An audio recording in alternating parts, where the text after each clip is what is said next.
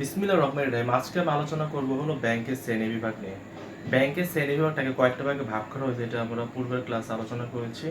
এর মধ্যে রয়েছে হলো মালিকানা ভিত্তিতে শ্রেণীবিভাগ, কার্যভিত্তিক শ্রেণীবিভাগ, সংগঠন ও কাঠামো ভিত্তিক শ্রেণীবিভাগ, তালিকাভুক্ত ভিত্তিতে শ্রেণীবিভাগ এবং আলোচনা করেছিল সেবামূলক ভিত্তিতে শ্রেণীবিভাগ।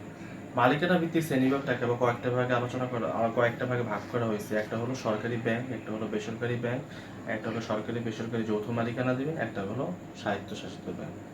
তো আজকে আমরা প্রথমে যে বিষয় নিয়ে আলোচনা করব এটা হলো সরকারি ব্যাংক নিয়ে। সরকারি ব্যাংক বলতে বোঝানো হচ্ছে ওই ব্যাংকে যে ব্যাংকে গঠন, নিয়ন্ত্রণ, পরিচালনা সবকিছু সরকার দ্বারা নিয়ন্ত্রিত হয়ে থাকে। তার মানে এই ব্যাংক একমাত্র সরকারি পরিচালনা করে থাকে এবং সরকারি নিয়ন্ত্রণ করে থাকে। এই ধরনের ব্যাংক হলো অগ্রণী ব্যাংক, সোনালী ব্যাংক, রূপালী ব্যাংক।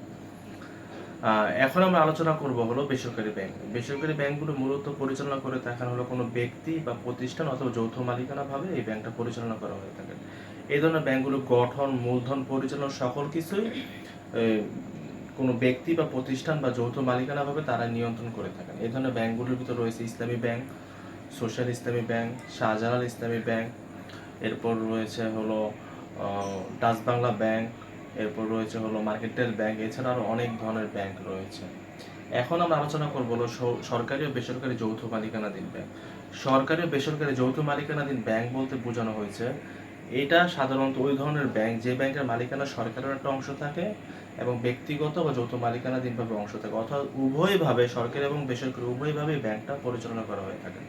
বাংলাদেশে এই ধরনের ব্যাংক আছে হলো IFIC bank, Bangladesh commerce bank. এখন আমরা আলোচনা করব হলো স্বায়ত্তশাসিত ব্যাংক।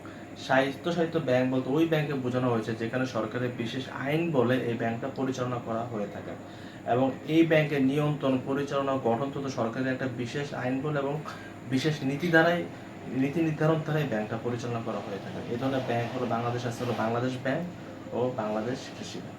তো আজকে আমরা যে বিষয়টা নিয়ে আলোচনা করলাম সেটা একটু যদি বোর্ডের দিকে যাই, আমরা আজকে আলোচনা করলাম হলো মালিকানা ভিত্তিতে শ্রেণীবিভাগ।